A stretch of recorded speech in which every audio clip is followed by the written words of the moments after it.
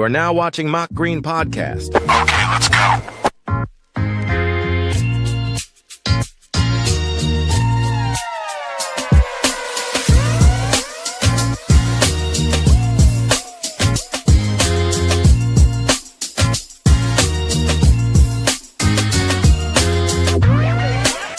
Now give it up for Daniel Smith and Jaws.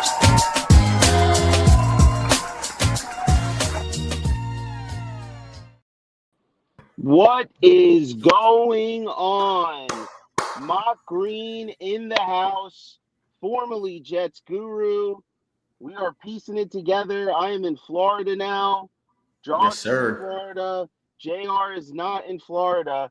And it might take me a couple of times. I might say Jets Guru a couple of times. But I believe I'll eventually get it and call it Mock Green. I have to say, everyone said, well, why did you switch the page or why did you stop the page? I was so disgusted, Jaws, with how last season went that I just couldn't go on anymore. I felt like Aaron Rodgers at the end of the season. Like So did we like Fireman Ed retire?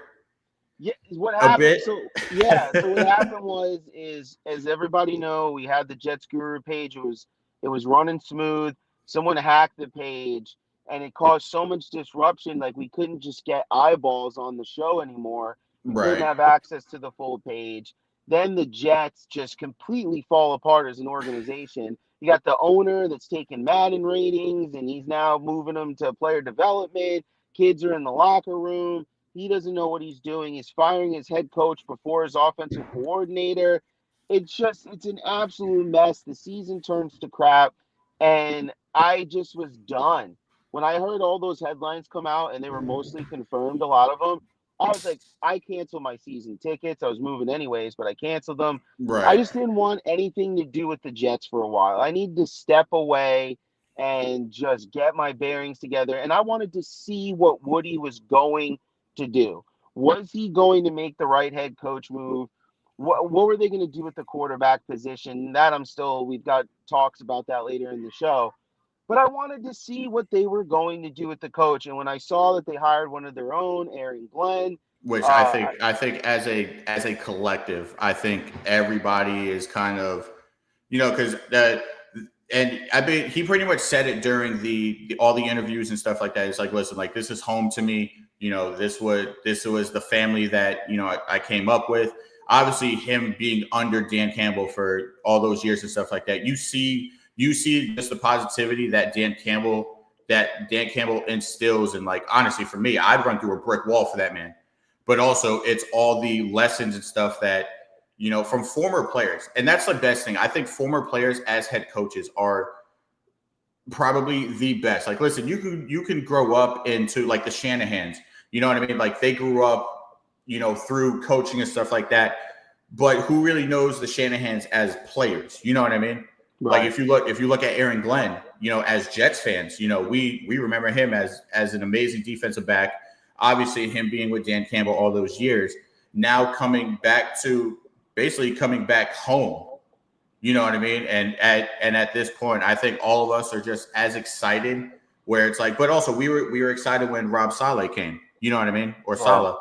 And I just hope it's not, I have more faith this year than I've had 2 years ago when Rodgers first came. Like basically when Rodgers went down with that injury, it was like, just the life of as a Jets fan was just obliterated. You know what I mean? I knew right there that was it. I mean, for some reason, even though we won that game, like that was, which was crazy. And the thing about it is, I had a chance to go to the game. I didn't, and I watched it for my TV. And when he came out with that American flag, I just was like, this isn't right. It's too good to be true. Everything's working out too good. It looked like I was watching some kind of weird dramatic movie. And of course that happens. But I would say that even before that, Saleh, you should never have had Aaron Rodgers. Most likely you should have went out and got a Derek Carr at that time. You should have moved players around a little bit differently. And even though Carr didn't fare so much better where he went, it's not like he was killing it like he was with the Raiders. I just think it would have been less polarizing. And I think some of the moves that we did make, especially with the offensive coordinator, would have never happened. And I think maybe we would have had a chance to salvage that. I did like Saleh and the way that he approached his defense with the wide nine. I did enjoy that. I like how he disposed guys, but they did too much tinkering with the defensive line, and that's Yep. got to fold on his shoulders too, because the GM gets the coaches, the players that he wants. So that goes on him too. And then obviously Joe made some awful moves. He made some great moves, but he made some awful moves too. And you know what? In typical Jets fashion, it just didn't come together. And that's where it all comes in for me. You know, it all comes in for me there, because the Jets, it doesn't matter who the GM is, who the coach is. There's always limited success in what they do. And that is what's really annoying. And I would say even more so than any time in my life, because at least when I was young, we sucked for a long time. But once Bill Parcells came in, cleaned up a little bit, showed the organization how to win, it was like at least every new coach we had, they went to the playoffs a year or two, you know, and we had a shot once with Parcells, once with Rex Ryan to really probably try to get to a Super Bowl there. But now, since Rex Ryan, it has been the worst, even worse Oh stretch yeah, than when absolutely. I was a kid. And I grew up. I was born in '85, so really I was a competent Jets watcher by the time I was 7, 8. So 92, 93, we sucked, man. Yeah. And We like were for me, bad. I was born in 94. So it's like, and I know like we have the conversations all the time, favorite players. Like I grew up watching like, Wayne Corbett as our wide receiver, which was he crawled so like the West Welkers can run. You know what I mean? It was Right. one of those. And like for me, my glory years was 2009, 2010, which me and my dad, we had season tickets, and that was where it's like, this is it. You know what I mean? Like Yeah. we're right there. And then, and then right after that, then the butt fumble happens. And then from then on, it was like, dude, there's no, like, it just got to a point where like, man, like this is, it's terrible. You know what I mean? Like, I remember like going to games and we're getting poured on. And like me and my dad were sitting there, it's like, why are we putting ourselves through this? Yeah. You know what I mean? And it just got to the point, like, just like you, like my dad canceled his, our tickets and stuff like that. And then, but for me, I always joke, like you see, like when I'm on stream, over there, and I literally say, like, listen, the last time the Jets made the playoffs, I was 15 years old. Yeah. I'm 30 with a baby boy on the way, and we still, like, I'm a grown man. And like you know what I mean? Like it's, but for me, like, I have the Jets tattoo on my arm, and it's like I'm locked in. You know what I mean? And I always joke around. It's like, listen, like during the football season, I wake up disappointed, like, and whenever the Jets play, and it's like it's up to them to change, to change my mood throughout the day. The one thing I'm very happy about, and I know like me and JR, we were talking about it a couple weeks ago.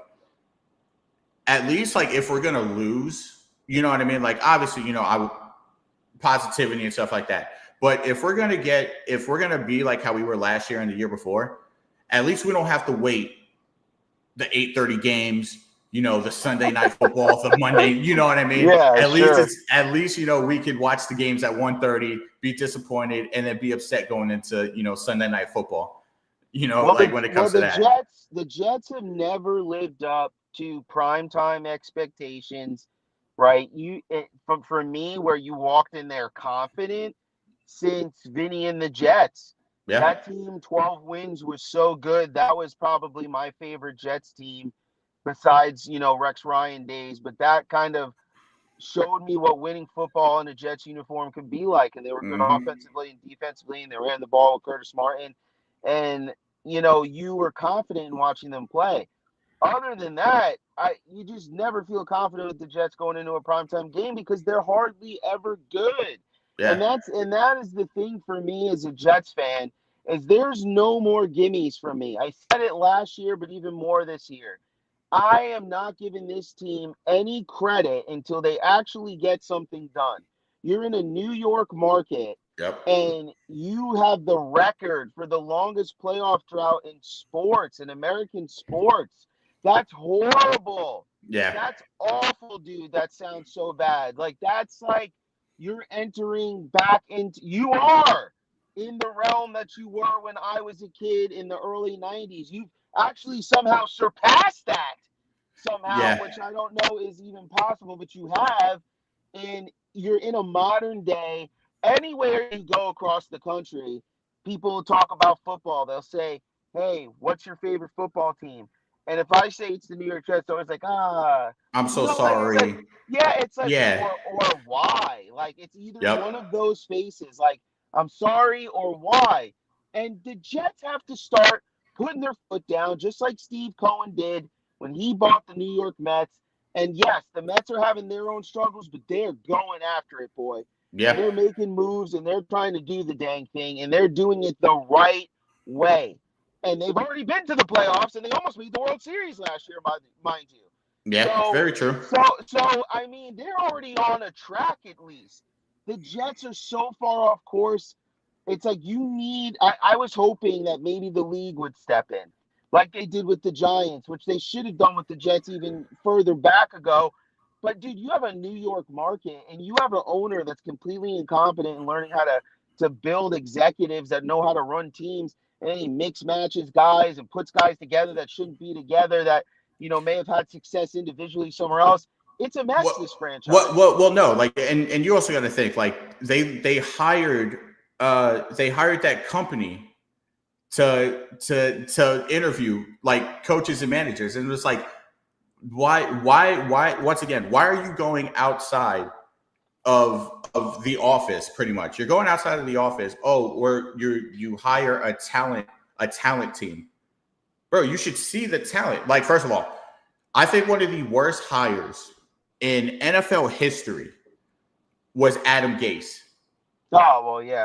Adam Gase would, and then, now it's like, okay, you went out and you got Aaron Glenn. Aaron Glenn wanted to come home, and I say all the time, listen, it's hard whenever you see a great coordinator transition into an amazing head coach. It's hard, like it. Realistically, if like Bieniemy took over, Eric Bieniemy took over the Chiefs, they wouldn't have the same success. Look at Josh McDaniels going to the Broncos, no success. You know what I mean? But then he goes to Ole Miss, or then he goes back to New England, and they have better success.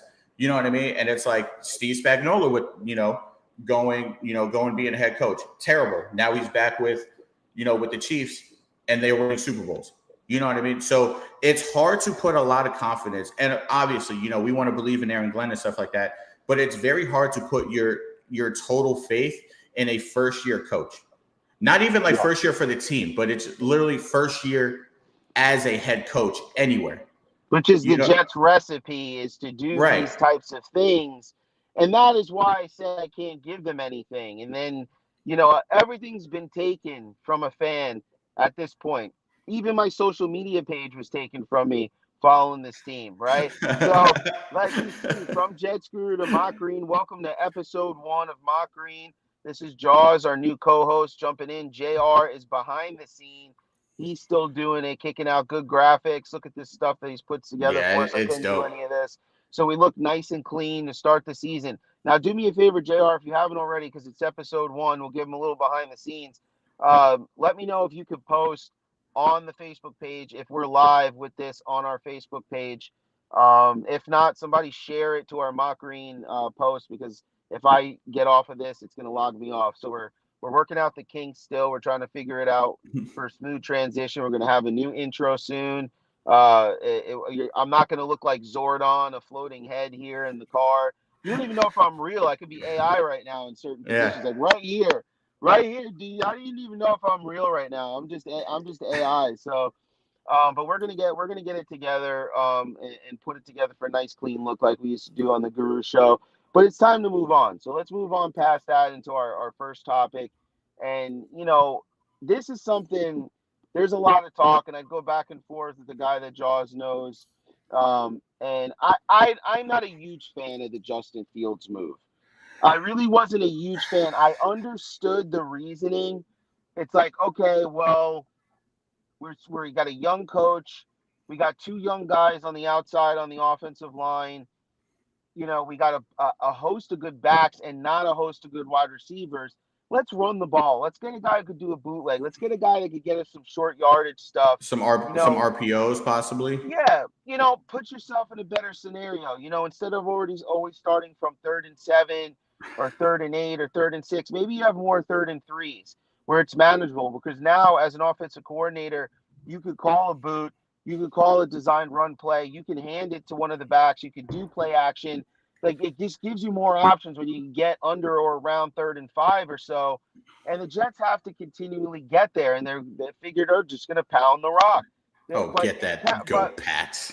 but pound the rock in a different way than what we're used to as Jet fans. These are going to be design zone runs. This is what they ran. This is what they're going to run here.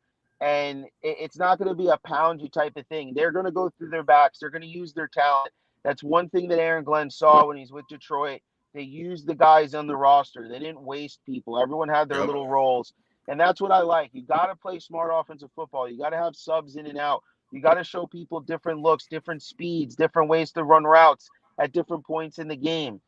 Different movements off the defensive line, different hand movements, different swim moves from different players. And I understand that. So I get why they brought Justin Fields here. But it's not the pop that I was looking for. I'd almost rather have a veteran quarterback, it seems, than someone like Justin, which they paid very handsomely, by the way, and have them blow up in their face and not have Garrett Wilson once again, not have a passer that is elite or former elite or something to get this guy the damn ball. We need to get Garrett Wilson not in 5-yard little outs and digs and ins. We need to use this guy like he should be used, like how they use Justin Jefferson around the league. And I don't know if Justin Fields is able to do some of those things. He's yet to prove it. I will say that he came from the Bears, another sloppy organization, so I can't really get on him too much there. So also, but also the Bears set that, like, they set that man up for failure from the jump. Like, if everyone like the Jets. but also, like, if Justin Fields was put in the position with that team that he has now, with what the team that Chicago has now, that they set up perfectly for Caleb Williams, he would have no excuse. Just like Caleb has no excuse this year. You know what I mean? So it's I hear what you're saying, but, and I will say, and I'll let you take over from here. The one thing that makes me happy about Justin Fields, that if history says it's true, because it's happened the last 4 years of his career, he has literally gotten better every year of his career statistically, even though it doesn't seem like it when you're watching him play because of the team he plays for or the teams he's played for. But if you go and look at his stats, because I'm looking at him right now, since 2021, his rating has jumped 20 points over that time span. His completion percentage has jumped 7 points since that time span. He has a 45 TD to 31 interception ratio. That's not bad. And each year, his completion percentage went up by at least 1 point, with his biggest jump last year as it went up 4 points in limited sample time. Only played a few games with the Steelers, but still. Okay, so my thing with that, if it serves us correct, it should be about 67% completion percentage, about 3,000 yards throwing the ball, and about 16 to 18 touchdowns with around 8 to 9-ish interceptions. That's where you should be at throwing the football. Yeah, but I can see that. Now my thing is, if he played the entire season last year, do you think his stats would have gone up? Like, do you think he would have been, you know what I mean, like, still on the rise there? Because he started 4 games? He started, let me see. Yep, just about that.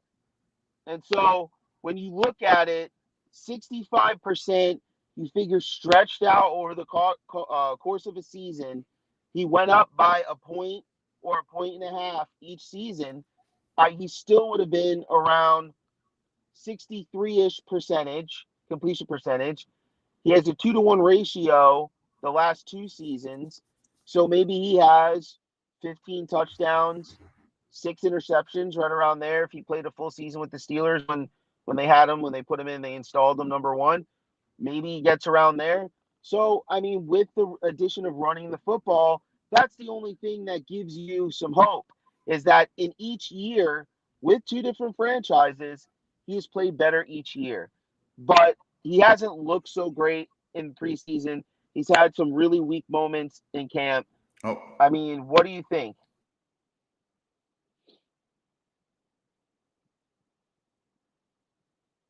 Is he frozen? I think John. lost you. Are you back? No, I think he's out. So for me, are you back? There you go. All right, go ahead. Yeah, we lost. It says we lost you. Oh. All right, I think we're good now. Yeah, we're good. All right, good. You were saying? Yeah. So what I'm saying is, do you think that him reuniting with Wilson, do you think that's enough? Do you think the percentage and a half in his statistics over the last 4 years is going to be good enough? Not even for playoffs, but enough to run a competent offense and keep us in games. Well, the problem is, and we were talking about it before we came on air. Who's our wide receiver 2? You know what I mean? Like, if we don't have anybody, with enough confidence, even at tight end, like with Ruckert, or even with Taylor, because Taylor's been balling out too. Because you already know, like, honestly, I feel like our running backs are gonna, if it's not Wilson, our running backs are gonna lead the team in receptions. And I hate to say that, as a fan, but also, like, just speaking as a realist, you know what I mean? Right. And it's like, it's time where it's like, hey, when are we actually going to throw the ball? When are we actually going to see a confident and a competent quarterback that throws the ball more than 6 yards, an attempt? You know what I mean? Because obviously, as a quarterback, you have your reads. You have your first read, second read. If not, you're bailing out to your running back on the swing route. You know what I mean? But the thing is, I feel like with our quarterbacks lately, it's been, if your first read isn't open, boom, you're dumping it to the back. But it's like, dude, but as a fan, obviously, as a fan, it's different from actually being on the field. But if you've played football, you already know the pocket closes very, very quickly. You know what I mean? Like, sack is your worst enemy. So right, and the thing is, like, for now, it's got to a point where it's like, and as we're talking now, what's today, the 28th? Yeah. Or 27th? Today we're talking, it's like, hey, because obviously we didn't see a damn thing in the preseason. Like, nothing positive from Fields. No. At all. Like, first of all, like, that we were talking, we were talking with each other on, when they played the Giants. Like, why was Russell Wilson in, the entire first half? But we saw 5 passes from Fields on 2 series, and he was done. Bro, this offense is getting ready to be duty, and we know it. Listen, I'm looking at the depth chart right now, okay? We got Garrett Wilson, Arian Smith, Alan Lazard, Xavier Gibson, and Josh Reynolds. Bro, we as Jet fans have to be honest with ourselves, okay? Simon, good to see you, my brother. I can't take it no more. Okay? So now the thing is, this is Dedrick Ward and all these types of guys, man. This is, oh man. So my thing is now, because if everybody's paying attention to the waiver wire and the signs and stuff like that, Jacoby Myers request the trade. Do we do something about that? No more. Keontae or Burns got released by the Pats. Do we pick him up? You know what I mean? Like, it's like we need, like, obviously, Malachi Corley. Listen, Western Kentucky. The man went to Western Kentucky, bro. He made that one mistake, and obviously, ruined his chances. And as a wide receiver, what's the word I'm looking for? Like a one competent, and that's honestly that's those are the two words of the day for this podcast: confident and competent. First of all, we have Alan Lazard, who didn't do a damn thing for the past 2 years. Now he's starting the season on IR. I thought he retired. Like, to be honest, I know we were like Randall Cobb was like, oh, I want to leave. Bye. Oh, I want to request a trade. How about you just leave? Like, just go. You know what I mean? And like now I'm thinking about it. It's like, why is Lazard still there? You know what I mean? It's like, why? Like, I just think because they're so. Listen, you sign Mr. Wilson to this huge contract because you know that you had to, because you suck so bad that if you didn't sign him that he was going to start asking for a trade soon. And he's been really nice, but he's got a case. Dude, you haven't got me a quarterback, like, at all. Like, I want to actually, like, maybe be in the Hall of Fame or playing some big games before my prime is over. Like, I don't blame him. So they paid him, but then don't feature the other wide receiving core. Why? Because they are going to pound that football. And they're thinking to themselves, if we can get some guys on the roster who are competent catchers of the football, then we're okay with that. And honestly, I think that's what that is. They're going to play a lot of small ball, dude. And they're going to try to grind their way to wins with the defense, because I'm telling you right now, this wide receiving group does not scare me, and neither does the tight end group. I don't care how good they've been playing. They don't scare me right now. And maybe that's just because I haven't got over how bad it's really been. I will say, on paper, this offensive line should be damn good. I don't want to hear any excuses. Tucker, Membu, Tippmann, Simpson, and Fashionow.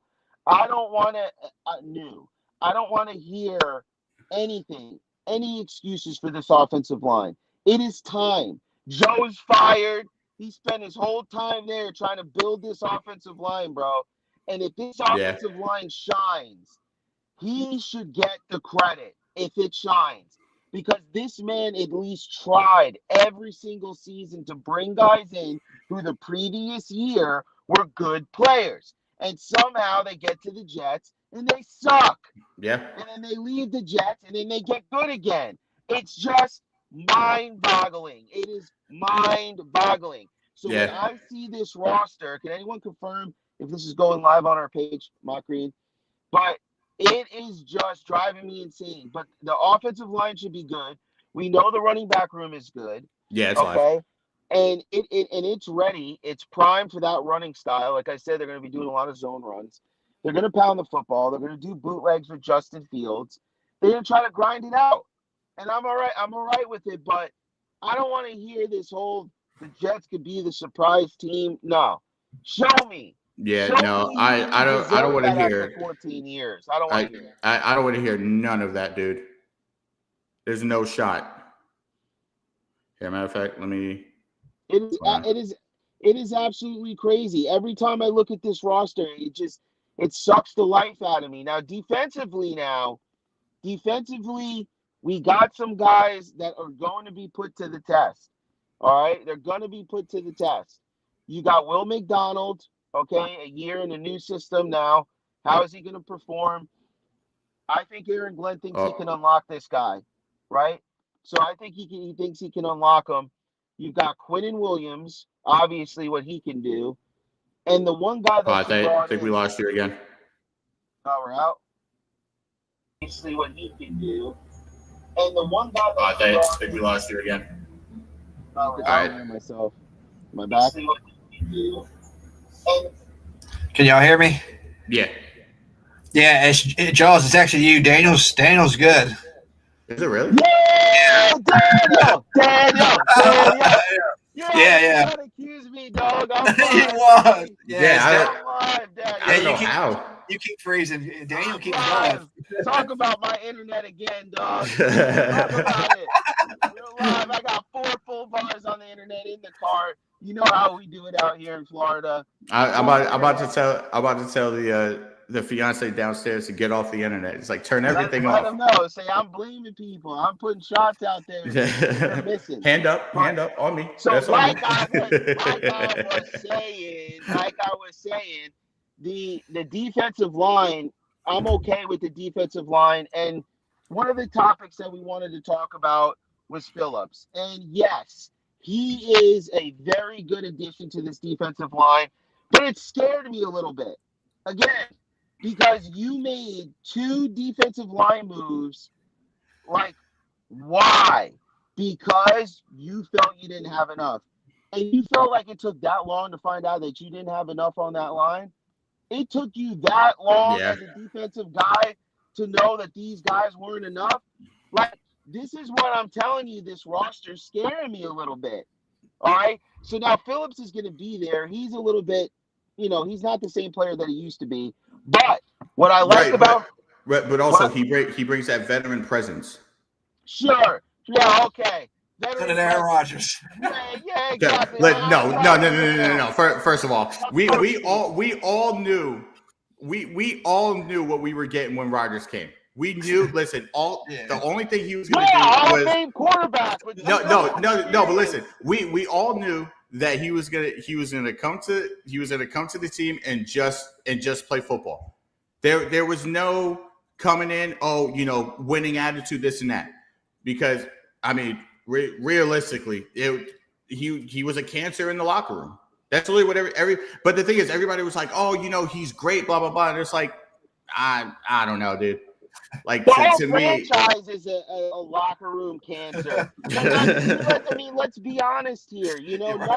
Nothing has really worked this whole time, and we're sitting here blaming coach after coach, system after system, and we have to eventually, like I said, and which has made me drop out of my show.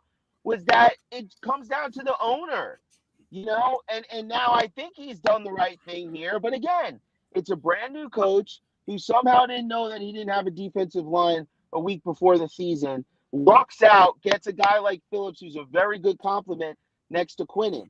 And the reason why I think Phillips can have a step up this season is because Quinnen is going to attract a double team. Okay. Yep. So if Phillips has an opportunity here to really revive his career, this is a good move for him because you have a guy that's going to guaranteed be doubled, which is going to leave you more room for solo tackles, which have gone down for him, and an opportunity to maybe get some sacks too and play action situations. And also, you got to think with Jermaine Johnson too on the end. Yes, and well, here's the thing too, is a very small stat that you don't see all the time, but for Harrison it shows up. For assists at his position, I believe he was number 1.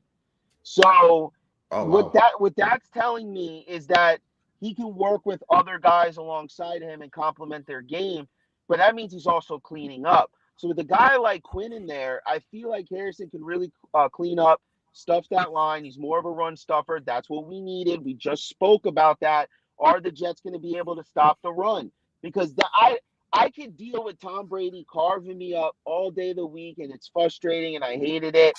But when a team could just run the ball on you, and they rack up 140, 50, 60, 70 yards on your team, you're shot, dude. Yeah. And it's just so hard to watch because you're like, all right, it's 3rd and 4, first down. All right, 3rd and 2, stop them, first down. Well, also the crappy thing with that, it's like, if you look at, Aaron Glenn with that defense and, it was always next man up because with those lines were hurt, but they were still a phenomenal team. So it's like, dude, like with that team, I don't know if it was, Glenn or the entire, personnel. It was just like, hey, like we need this stop. We need to do this. You know what I mean? So it's like, but also that was what we wanted in, and Robert Saleh, you know what I mean? Like where it's like that tenacity and, and just that hypeness coming from San Francisco. As soon as he got to the Jets, it was just like, literally, dude had no emotion whatsoever. You know what I mean? The defense was good. Here's the thing with That- Solid Stay. With Solid Stay, they waited too long to make a quarterback move Yeah. that was meaningful. Because Yeah. those 2 years, the Jets had one of the best defenses in the league for back-to-back years. And Well, they no, like wasted it. that stat I told you. It was like, dude, like it was, I think it was like 3 or 4 years ago. If the Jets scored more than 14 points a game, they only would have lost 4 games that year. Yes. Which is insane. Because this is an Insane, bro. organizational thing, because it starts at the top. The coach is never empowered to make the changes he needs on the field. The GM is never empowered to make the moves that he wants. Or certain GMs are, certain GMs aren't. Mismatched guys, mismatched philosophy. This guy wants to be the big shot, even though he doesn't know anything about football, apparently. And this is what you get, because they should have been able to make a quarterback move. I remember that year where they could have had Dobbs. They could have had a host of different people. Winston, mad people. You think your defense is that good, you go after it. That's why I like what Cohen was doing with the Mets, because it's like, hey, are we going to win the World Series? Probably not. No, but okay. if I can fix some of these holes, maybe we can, because we have good pieces around Right, us. but also think about the Buccaneers from a couple years ago. All they needed was a quarterback. Boom, they get Brady, and look what happens. Exactly. You know what I mean? You got to like, take your chances in life as an owner, but you also got, but when you run an organizational structure where it's all jumbled up and it's something different every year. Oh, he's doing this and that, and all the reports come out. Then the next year, I'm sorry. Here, coach, take it. Do whatever you want. Yeah. And then maybe he gives a little too much leeway to a brand new coach. It is just, the Jets are a mess. I'm hoping that Aaron Glenn pulls him out. Harrison Phillips is an excellent addition to the defensive line. The guy from Cleveland is a body. That's cool too. But at the end of the day, they got to stop the run, or this is going to be a terrible season, because we're not exactly going to be lighting up the scoreboard, throwing the ball down the field, which the Jet fan can actually get used to, because we haven't seen much of it anyways in the last few years. But this season is either going to be disastrous, where we win like 5 games, or we're going to win like 7 or 8 games. Like, that's it, because that's how the Jets operate. They operate in that type of like world where, here's the thing. Here's a season that I'd like to see, right? That was good. Here's a season I'd like to see. Remember a couple of years ago when Josh McCown, the Jets were picked to win 1 game, and he went out and won like 5 games, and they had almost 2,000-yard receivers, and Anderson and the guy from Seattle that we had, Curse. They almost had 2,000-yard receivers. Yeah.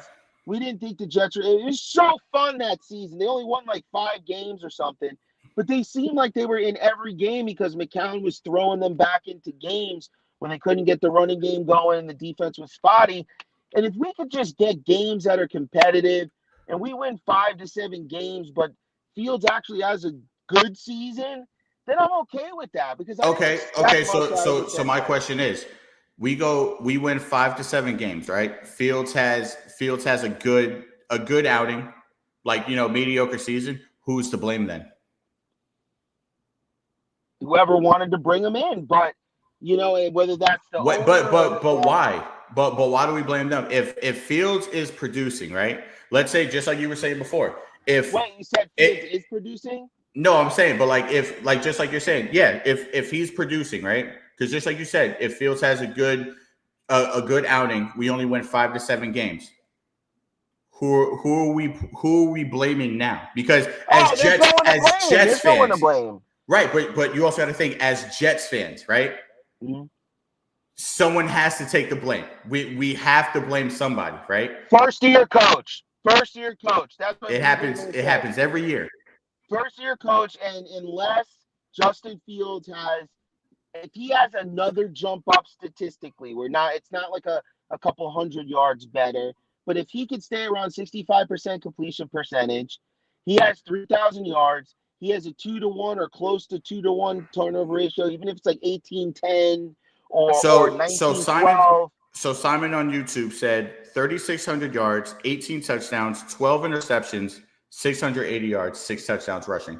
That's a successful season to me, and that gives you hope as a Jet fan, even if you have 5 wins, depending on how bad the defensive line is. Because if they're losing games because they can't stop the run and they're losing because of a field goal at the end because the team marches down, or like you get blown out because you're constantly have to come on the field and try to throw the ball and put Justin in bad situations. It's the defense that's going to scare me a little bit too as well, because I need all around average play.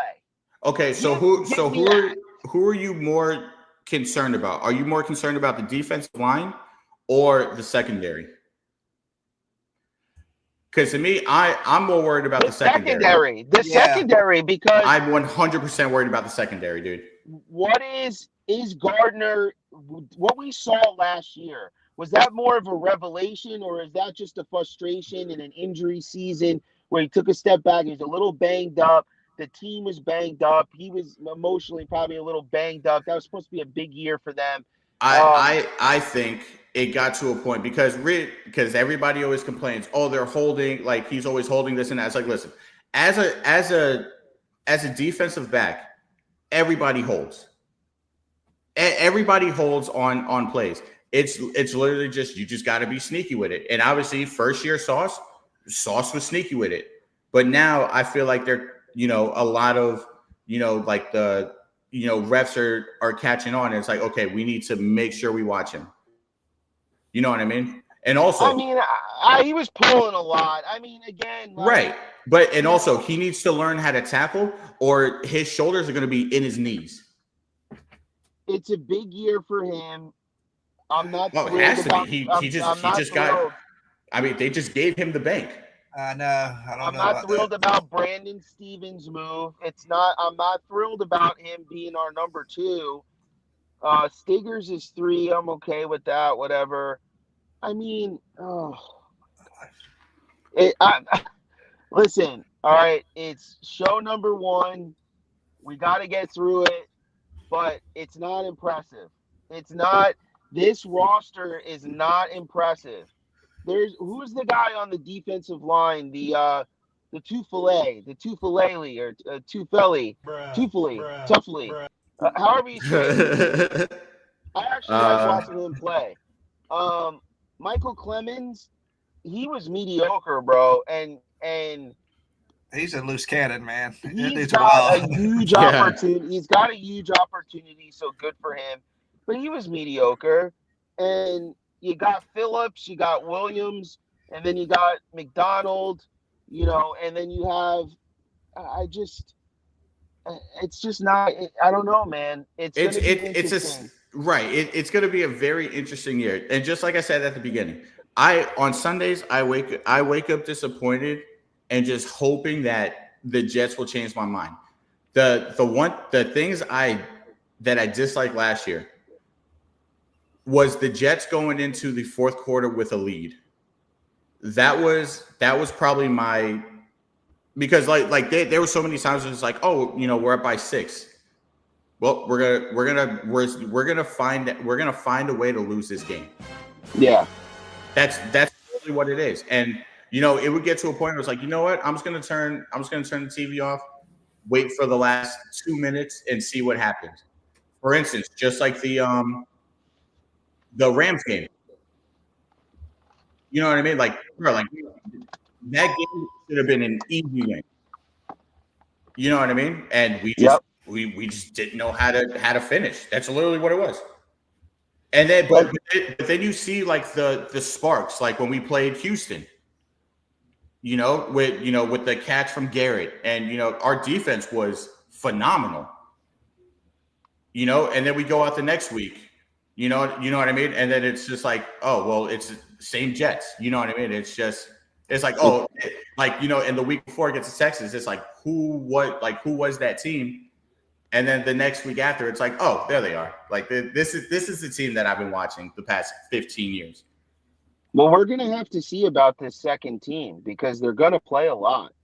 And if they don't step up, I mean, there's some possible holes in the first team that, if your second team is let me put it this way. Now Daniel froze up this time. time. I was about to say, yeah. No, he froze up this time. I'm worried about stopping their run as well. Yep. There you go. Oh. Defense should hold you all year.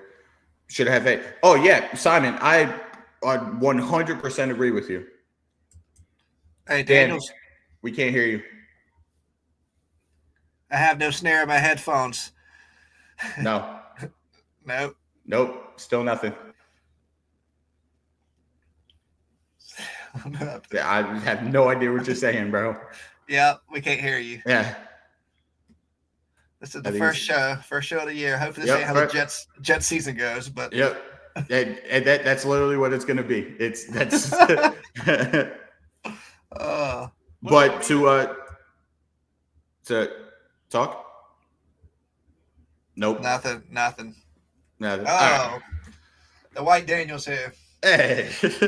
But yeah, Simon. Just reading the comments because I know he wasn't being able to see them. I got it up on my phone. But yeah, defense couldn't hold the lead all year. Should have been 8-9 wins last year. I agree with that 100%.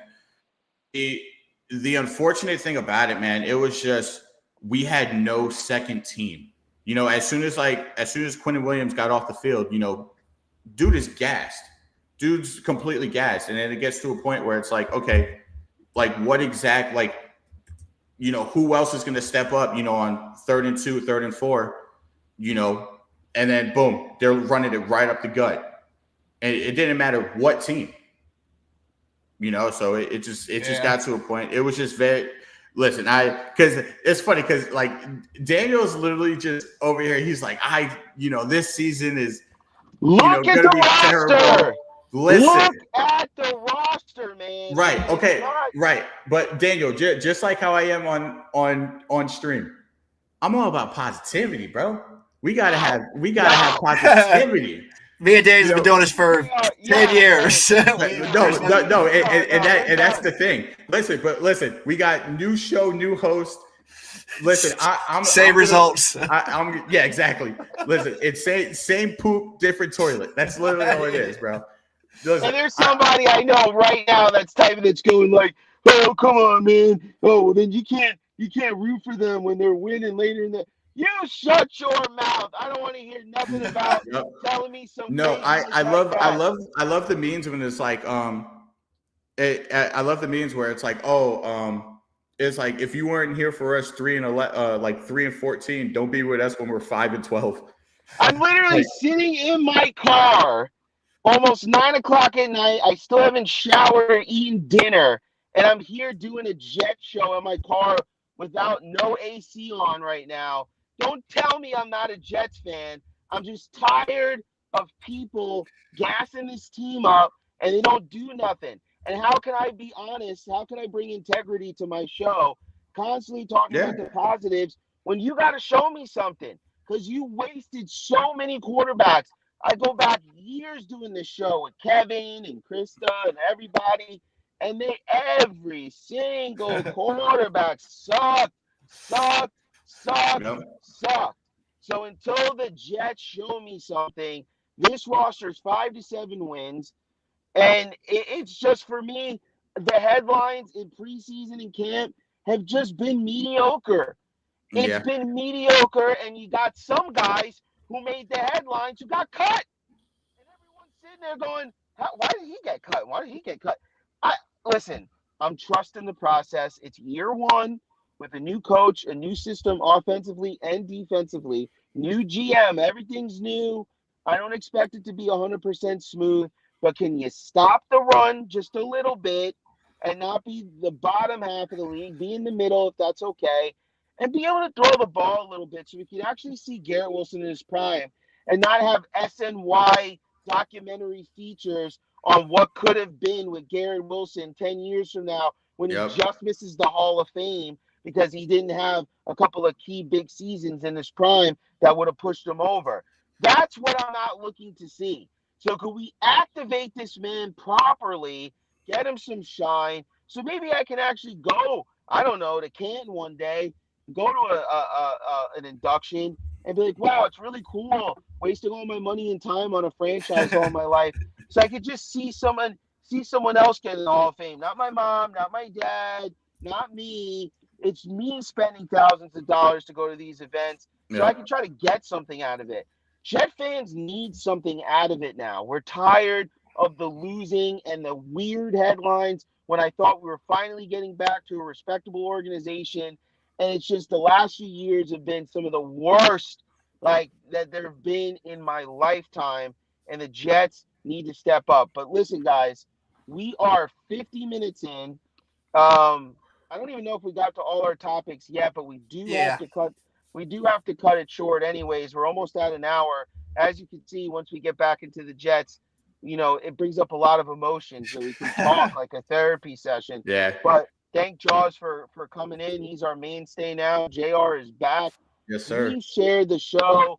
Please join the page. Make sure that you subscribe to our YouTube as well and subscribe to our Facebook. Just don't like it. Make sure that you're on there so you get alerts when we go live every Wednesday, 8 p.m. Eastern time. Soon enough, we'll have the audio version up for your morning drive if you can't catch it when it's live.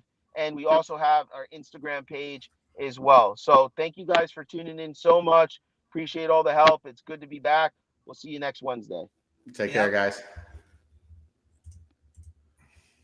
You are now watching Mock Green Podcast. Okay, let's go.